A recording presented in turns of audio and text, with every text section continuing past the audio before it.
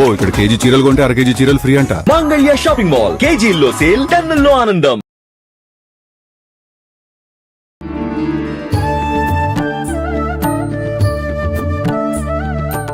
నమస్తే అమ్మా. నమస్తే అమ్మా. అమ్మ, ఈ మధ్యకాలంలోనే కాదు, గత 2 రోజుల క్రిందటే ఒక న్యూస్ రావడం జరిగింది. అరుణాచల మోక్ష మార్గంలో ఒక వ్యక్తి, తెలుగు వ్యక్తే మరణించాడు అని చెప్పి, అందులో ఇరుక్కుపోయి మరణించాడు అని చెప్పి. అంటే వింటుంటే బాధాకరంగా ఉన్నప్పటికీ ఒక రకంగా ఆయన మోక్షాన్ని పొందాడేమో అనే ఆలోచన కూడా వస్తుంది చాలా మందిలో. దీని గురించి ఏం చెప్తారు మీరు? ఇప్పుడు మనకి అనేక రకాలుగా చూసుకోవచ్చు. ప్రధానంగా మనకి ఆరోగ్యం సరిగా ఉందా లేదా చూసుకోవాలి. అతనికి ఆరోగ్యం ఎలా ఉందో, శ్వాస సంబంధమైన రోగాలు, జబ్బులు ఉన్నాయేమో. ఓకే. శ్వాస సంబంధమైన జబ్బులు ఉన్నప్పుడు, అలాంటి ఇరుకు ప్రదేశంలో వెళ్ళినప్పుడు మనకి మోక్షం అంటే ఆల్రెడీ అతని మోక్షం వచ్చిందనే అనుకోవాలి. అనకూడదు, మోక్షం వచ్చిందనే అనుకోవాలి. ఆ రోగం నుంచి బయటపడ్డాడేమో. ముందుగా మన తలరాత అనేది ఒకటి ఉంటుంది, అవునా? మనం పుట్టాక మనం 5వ రోజున చాట్లో పండేసినప్పుడు భగవంతుడు బ్రహ్మ తలరాత రాస్తాడని పెద్దవాళ్ళు చెప్తారు. మన తలరాతని మనం పుట్టిన దగ్గర నుంచి మనం మరణించేది కూడా రాసి ఉంటుంది. ఏదైనా పుట్టుకుందంటే మరణం ఉన్నట్టు ఆ తేదీ కూడా ఉంటుంది. అలా అంటే మళ్ళీ చాలా మంది అనొచ్చు, యాక్సిడెంట్లో పోయేవాళ్ళు, ఆత్మహత్యలు చేసుకునేవాళ్ళు, వీళ్ళందరూ కూడా అలానే ఉంటుందా అని అనొచ్చు. ఇక్కడ మనకి పెద్దవారు చాగంటి గారు ఒక మాట చెప్పారు, మన ఆయుష్ అనేది మన శ్వాసకి సంబంధం. ఇన్ని శ్వాసలను రాసి ఉంటుందంట. ఇన్ని శ్వాసలు అయిపోయాక మనిషి మరణిస్తాడు. అందుకే కదా బీపీ వస్తే గట్టి గట్టిగా అరిస్తే పోతావురా అంటారు. ఎందుకంటారు? మనం కోపం వచ్చినప్పుడు బ్రీతింగ్ ఎక్కువ సార్లు తీసుకుంటాం, అందుకే పోతావురా అంటారు. ఇది లెక్క. కాబట్టి అతనికి ఏమైనా అనారోగ్య సమస్యలు ఉన్నాయేమో తెలియదు. అందులో మోక్ష మార్గం అనేది చాలా చిన్నగా ఉంటుంది. అక్కడ అతని శరీరం పరిమాణం తక్కువ ఉన్నా కానీ ఇంకా అంతకంటే లావు ఉన్న వాళ్ళు వెళ్ళినా బయటకు వచ్చారు. అవును. అతనికి మరణం అక్కడే రాసి ఉందేమో. ఎందుకు అనుకోకూడదు? అతనికి మోక్షమే వచ్చింది అనుకోండి, అక్కడ మరణిస్తే ఇంకేముంది, మోక్షమే కదా మరి. అంతే. అతని పాపము తీరిపోయింది అక్కడికి. ఎవరికి రుణానుబంధం కూడా లేదు, అక్కడితో తీరిపోయిందేమో అతనికి. మనం కర్మ సిద్ధాంతాన్ని నమ్మినప్పుడు దీన్ని కూడా నమ్మాలి. కాబట్టి అతని రుణానుబంధం ఏమీ లేదు కాబట్టి ఆ మోక్ష మార్గం అతనికి అక్కడ మరణించే, అందులోనే మరణించే ఇది ఉండొచ్చు. కాకపోతే ఇప్పుడు ఆ మోక్ష మార్గాన్ని శుద్ధి చేయాలి, శాస్త్రోక్తంగా శుద్ధి చేయాలి. అంటే అపవిత్రం అయిపోతుంది అంతే కదా. అది మోక్ష మార్గం ఉన్నప్పుడు అక్కడ అతను మరణించినప్పుడు ఆ ప్రదేశాన్ని శుద్ధి చేయాలి. ఓకే, చేయాలి. ఇంకొకటి ప్రేక్షకులందరికీ చెప్పేది కూడా, మోక్షము ముక్తి అని ఎవరు పిచ్చోడు రాసినా కానీ వెళ్ళిపోవటాలు. మోక్షము ముక్తి రావాలంటే ఏం చేస్తే మనకు వస్తుందో ముందు తెలుసుకోవాలి. మనం ఏ జీవన విధానాన్ని పాటిస్తే వస్తుందో తెలుసుకోవాలి. ప్రతి ఒక్కళ్ళు చెడు మార్గంలో ఏదో ఒక సమయంలో వెళ్తారు, ప్రతి మనిషి వెళ్తారు. కానీ దాని నుంచి వెనక్కి వచ్చి భగవంతుడి యొక్క మార్గంలో వెళ్ళేది చూసుకోవాలి. మనం వెళ్ళాలి. ఆ చెడు మార్గంలో ఉన్న పాపాన్ని మొత్తం కూడా కడిగేసుకునే అవకాశం మనకి శాస్త్రాలు, పురాణాలు, మన పెద్దవాళ్ళు మనకు చెప్పారు. అలా వెళ్ళిపోయి మనం మోక్షాన్ని సంపాదించుకోవాలి. భగవంతుడు తప్ప ఇంకేమీ లేదు. భగవంతుడు అన్ని వేళలా అన్ని చోట్ల ఉన్నాడు. ఇందు లేడు అందు కలడు అనేది మనకు ప్రహ్లాదుడి పద్యం ఒకటి ఉంది కదా. మరి అలా అనుకొని జీవనాన్ని కొనసాగిస్తూ పంచభూతాల పట్ల, పాంచభౌతిక శరీరం పట్ల వ్యామోహం ఎప్పుడైతే, దీని నుంచి ఎప్పుడైతే విడిపడతామో, పక్కకి వెళ్ళిపోతామో, అదే మోక్షము. అంటే చనిపోయాక వచ్చేది మోక్షం అనుకుంటున్నారా? బతికుండగానే వస్తుంది మోక్షం అనేది. బతికుండగానే వీటన్నిటి నుంచి ఎప్పుడైతే మనం విడిపడతామో సమాజం గురించి మనకు ఆసక్తి ఉండదు, ఎవరేం చేస్తున్నా ఆసక్తి ఉండదు. మన శరీరం మీద, ఇప్పుడు రమణ మహర్షి, ఆయన క్యాన్సర్ కురుపు వస్తే పురుగులు వచ్చి తింటూ ఉంటే ఈగల్ని వాటిని తోలబోతే శిష్యులు, ఆయన వద్దు, వాటి ఆహారం అవి స్వీకరిస్తున్నాయి. అంటే పాంచభౌతిక శరీరం పట్ల ఆయనకి వ్యామోహం లేదు. మనము ఒక అరగంట కూర్చోండి దేవుడి దగ్గర అంటే గీరతాము, తుడుచుకుంటాము, రుద్దుకుంటాము, సర్దుకుంటాము, ఇదంటాము అదంటాము. ఒక స్థిరత్వం మనలో లేదు. అలా సాధన చేసుకుంటూ మనం భగవంతుని పట్టుకొని వెళితే దాన్ని మోక్షం అంటారు. ఈ మోక్షం కూడా మనకి మోక్షం వచ్చింది అంటారు. మోక్షం వచ్చాక ఇంకా జన్మ ఉండదా అంటే జన్మ ఉంటది. అదేంటమ్మా మరి? ఉంటది. మోక్షం వచ్చాక జన్మ అంటే ఆ మోక్షకాలం ఎంతకాలం అనేది మనం చేసే ఆ, ఆ, ఆరాధన వాటిని బట్టి అంటే మోక్షకాలం అది ఉంటుంది. శాశ్వత రిజల్ట్ కాదు. శాశ్వతంగా వచ్చేది ముక్తి. ముక్తి. ముక్తి వేరు, మోక్షం వేరు. మోక్షం ఆ. బతికుండగా వచ్చేది ముక్తి. ఇంకా శరీరానంతరం ఈ శరీరం అయిపోయిన తర్వాత ఇంకా శరీరం తల్లి కడుపులో మనం పడకుండా ఉండేదాన్ని ముక్తి అంటారు. ఓకే. మోక్షమే ఇంత కష్టమైనప్పుడు ముక్తి ఇంకా ముక్తి చాలా కష్టం. ఓకే. ఎందుకు మన ఋషులు ఇంకా సిద్ధాశ్రమాల్లో, హిమాలయాల కింద సిద్ధాశ్రమాలు ఉన్నాయని చెప్తూ ఉన్నారు. అదే శంబల అంటున్నారు. అక్కడ కొన్ని వందల ఏళ్లుగా సాధన మన ఋషి పరంపర చేస్తోంది అంటే వాళ్ళకేమి ఇంకా మోక్షం రాలేదంటే మోక్షం వచ్చిండొచ్చు, ముక్తి రావాలి కదా.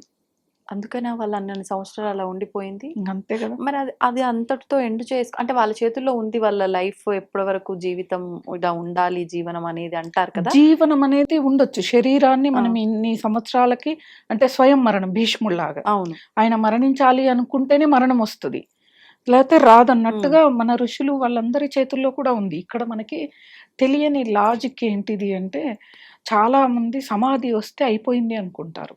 సమాధి అనేది నీ శరీరాన్ని స్థిరంగా ఉంచడం కోసమే. ఆహా.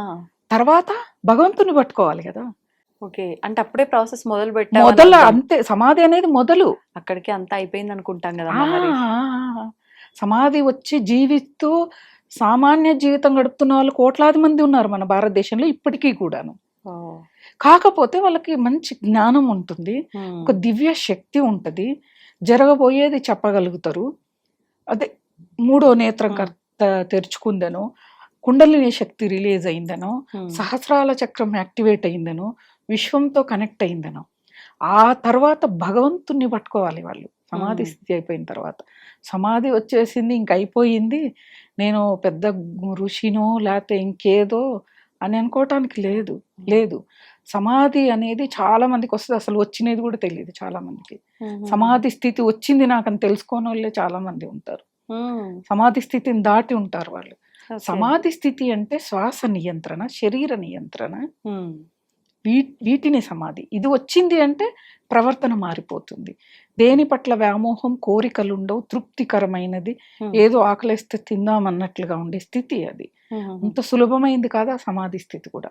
కొన్ని జన్మల పరంపరతోనే మనకు వస్తుంది. ఇలాంటివన్నీ పెట్టుకుని ఆ మోక్ష మార్గంలోంచి వచ్చే ఆయన ఆడ చనిపోయాడు, ఆయనకు మోక్షం వచ్చిందంటే చెప్పే దాఖలాలు మనకి ఎక్కడా కనిపించట్లేదు. మోక్షం వచ్చేసిందని చెప్పడానికి ఎక్కడ లిఖితపూర్వకంగా అక్కడికి వెళ్ళిన ఆ ప్రదేశంలో ఏమైనా వాళ్ళ తమిళ భాషలో రాశాలు అక్కడ అది కూడా ఉండదు అక్కడ. దీనిలోంచి వెళితే ఇంక ఈ మోక్షం వచ్చినట్టే ఖచ్చితంగానే ఎక్కడా ఉండదు. మోక్ష మార్గం అని పేరు పెట్టారు కానీ అక్కడి నుంచి వెళ్తే వస్తుందని కాదు.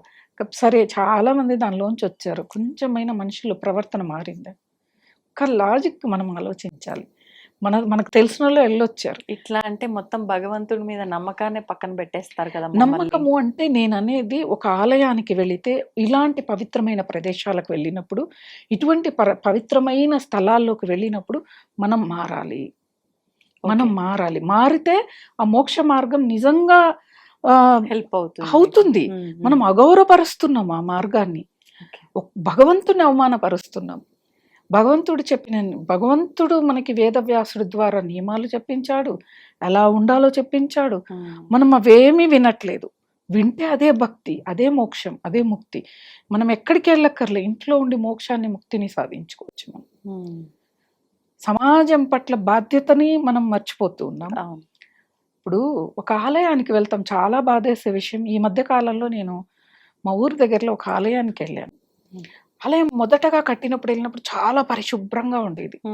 అంతా నేను ఒక 3-4 నెలలకు వెళితే ఆలయం అంతా పరిశుభ్రం. కొబ్బరి పీచు, పసుపు కుంకుమలు, పేపర్లు, తుడుచుకున్న పేపర్లు, తిన్న ఆహార పదార్థాలు గుడి ప్రాంగణంలోనే. అక్కడ మనల్ని అలాగే కూర్చోబెడితే మనం ఉంటామా? మరి భగవంతుని ఎలా కూర్చోబెడతాం? ఆయనకి ఎంత ఇబ్బంది అవుతుందని ఆలోచించక్కర్లేదా? వెళ్తూ ఉన్నాను క్యూ లైన్లో. ఆ రోజు శనివారం, వెంకటేశ్వర స్వామి. శనివారం మాత్రం క్యూ లైన్ ఏదో ఉంటుంది, మిగతా అప్పుడు డైరెక్ట్గా వెళ్ళొచ్చు. ఒక ఆవిడ కొబ్బరి పీచు తీసి వేస్తుంది. అక్కడే మా ముందే ఉంది. అడిగా, నాకు చాలా కోపం వచ్చింది. భగవంతుడి దర్శనం అవుద్దో లేదో తెలియదు కానీ ముందు ఆలయం శుభ్రంగా ఉండాలి. అంతే. ఏంటమ్మా దేవుని దండం పెట్టుకుంటేనే భక్తి, ప్రదక్షిణలు చేస్తేనే భక్తి. పీచుని చూడు దారిలో వేసావు. ఎవరికైనా అందులో ఏదైనా కుచ్చుకోని చోట కుచ్చుకుంటే షుగర్ ఉన్న వాళ్ళకి అది పెద్దగా అవుద్ది. అంతేగా. నువ్వు ఇలా వేస్తున్నావు అంటే లేదు లేదమ్మా క్షమించండి అమ్మా అని చెప్పి తీసేసింది. ఫోన్లే రెస్పాన్స్ మంచిగానే వచ్చింది. ఎందుకంటే ఆవిడ నా వీడియోస్ చూస్తుంది. అక్కడ జరిగింది. అంటే లేదంటే ఆవిడ తీసేస్తూ భగవంతుని చూస్తే కూడా ఆవిడ ముగ్ధురాలైందో లేదు తెలియదు, నన్ను చూస్తూ ముగ్ధురాలైంది. సూపర్. అబ్బా అసలు 16 శనివారాలు తిరిగానమ్మా, ఇది ఆఖరి శనివారము, నాకు అమ్మవారే పంపింది మిమ్మల్ని అన్నట్టుగా అనిపించింది అని వేస్తుంది. పాపం గబగబా ఆవిడితే కాదు పక్కన ఉన్నది కూడా తీసి మొత్తం శుభ్రం చేసింది.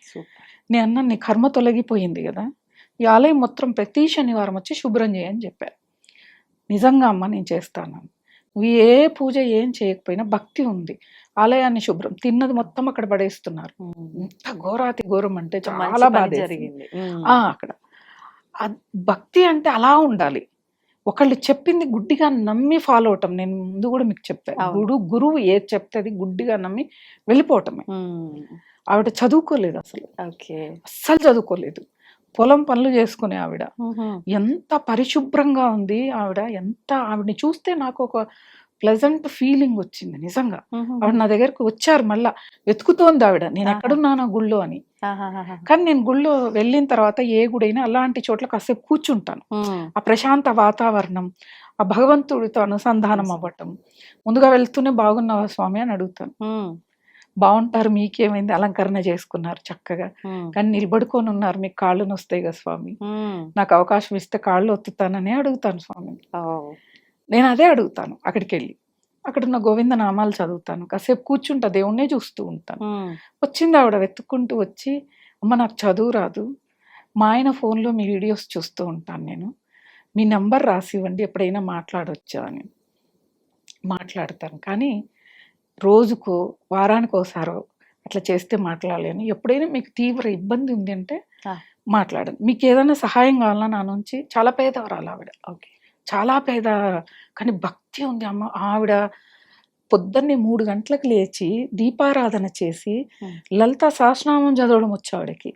చదువు రాదు, మరి ఫోన్లో వింటూ అవి చదవడం నేర్చుకుందంట. విష్ణు సహస్రనామం ఏకాదశులు చేస్తుంది, మాస శివరాత్రులు చేస్తుంది. అవన్నీ ఆవిడ ఫోన్ చేసినప్పుడు ఇవన్నీ చేస్తానమ్మా నేను, మా పరిస్థితి సరిగా లేదు, చాలా ఇబ్బందులు ఉన్నాయి అని. నువ్వు చేసేది చెయ్యి, నేను చెప్పినా అని చెప్పి చెయ్యి, ఏమీ చేయక్కర్లేదు.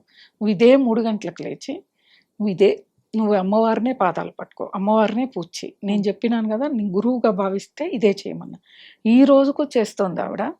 ఫోన్ చేసి ఏదో తెలియని ఆనందం అమ్మ, నాకు అష్టైశ్వర్యాలు ఏం రాలేదు, కార్లు రాలేదు, నా పిల్లల్ని ప్రైవేట్ కాన్వెంట్లో నేను చేర్పించలే, కానీ ఏదో తెలియని ఆనందం వచ్చింది. ఇది భక్తి అనేది ఉండాలి, మూర్ఖత్వమైన భక్తి ఉండకూడదు. మనము ఇప్పుడు దాన్నే చూసి ఆ మోక్ష మార్గంలోంచి వస్తే చచ్చిపోతామేమో, మోక్షం వస్తుందేమో అని చెప్పి పోయి అక్కడ కావాలని ప్రాణాలు పోగొట్టుకుంటే రాదు, అది పాపం కింద కన్వర్ట్ అవుద్ది. అనేక రకాలుగా మనం దీన్ని పరిగణలోకి తీసుకోవచ్చు. అతను ఆయుష్ అయిపోయి ఉండొచ్చు, లేకపోతే శ్వాస సంబంధమైన ఇబ్బందులు ఉండిండొచ్చు. ఒక్కసారిగా దానిలోకి వెళ్తే నువ్వు చేసిన 10 జన్మల పాపం వెళ్ళిపోతుందంటే అట్లా వెళ్ళదు. అలా వెళ్ళే పాటైతే మరి ధృతరాష్ట్రుడేమి, మరి భీష్ముడేమి, వీళ్ళంతా ఎన్ని సాధించుకోలేరు. ఎంతమంది పురాణ గాథలలో ఎంతో మంది దేవీ దేవతలు కూడా ఎందుకు అంత ఇబ్బంది పడతారు, అది సులువు కాదు. భగవంతుణ్ణి మనము అమర్నాథ్ యాత్రకి నేను వెళ్ళినప్పుడు నాకు అర్థమైంది ఏంటంటే, వైష్ణోదేవికి వెళ్తూ ఉన్నాం, ఇలా ఉంటుంది కొండ, డోలీలో వెళ్ళాం, వచ్చేటప్పుడు దిగుదాంలే అనుకున్నాం, చాలా తక్కువ. నేను ఆ ఎక్కేటప్పుడే వెళ్తూ ఉంటే నిజంగా నాకు ఒక సందేశం ఏంటిది అంటే, భగవంతుణ్ణి పట్టుకోవడం ఎంత కష్టమో చూపించడానికే వీళ్ళు ఇక్కడ ఉన్నారు. మరి నేను నడిచెక్కగలనా? మరి డోలీలు మోసే వాళ్ళు నడుస్తున్నారు కదా, నేను నడవలేకపోతున్నాను కదా. అంటే ఇక్కడ భగవంతుణ్ణి పట్టుకోవడం అతి కష్టతరమైనది అనే దానికి అమర్నాథ్ కూడా. అసలు వర్షం పడితే పాదం పెడితే ఇక్కడ పెడితే అక్కడ జారెళ్తుంది. పాపం వాళ్ళు 4 మోస్తారు డోలీని. ఇలా ఉంటుంది, ఓ చోట ఇలా ఉంటుంది. ఇటుపక్క లోయ, ఇటుపక్క కొండ. ఏ మాత్రం జారిన పడిపోతాం. వందల కిలోమీటర్ లోపలికి వెళ్తాం. అసలు వెళుతూ ఉంటే అసలు అనిపించింది చాలా కష్టతర సాధ్యం భగవంతుని పట్టుకోవటం. ఊరికే వాళ్ళంతా అక్కడ వెళ్ళి కూర్చోలేదు. స్వయంగా వాళ్ళు అక్కడ వెళ్ళి ఎందుకు కూర్చుంటారు? నన్ను పట్టుకోవటానికి ఎంత కష్టతరమో చూపించడానికి. కొన్ని మనం ధర్మ మార్గంలోకి వచ్చాక కూడా కొన్ని జన్మలు ఎత్తితే గాని మనకి మోక్షముక్తి రాదు. అదంత సులభమైంది కాదు. కాకపోతే అతిగా ఈ జన్మలోనే రావాలి అని అతి చెయ్యకూడదు. చెప్పాం కదా, మన మైండ్ ఇదైపోద్ది, మెంటలోళ్ళం అయిపోతాం. భక్తిలో కూడా మెంటలెక్కిన వాళ్ళు చాలా మంది ఉన్నారు మనకి. అతి భక్తి ఉండటం, అతి భక్తి, అతి ఆరాధన. ఈరోజు సాధించేయాలి, ఈరోజు మోక్షం రావాలి, అది చదివా, ఇది చదివా, ఈ ప్రదక్షిణ చేసా, ఈ పూజ చేసా, ఆ పురాణం చదివా, ఈ ధ్యానం చేసా. ఏంటిది? ఒక మార్గాన్ని ఎంచుకోవాలి. నిదానమే ప్రధానం అంటారు. నిదానంగా మనం భగవంతుని సాధన చేసుకుంటూ వెళ్ళాలి. ఈ భూమి మీద జరగందంటే ఏమీ ఉండదు, జరుగుద్ది. కాకపోతే కొన్ని జన్మలు పట్టొచ్చు. ఈ జన్మలో మనం మంచి మార్గంలో వెళ్ళాం, మళ్ళా జన్మ సన్యాసం రావచ్చు, ఒక ఆశ్రమానికి అంకితం అవ్వచ్చు.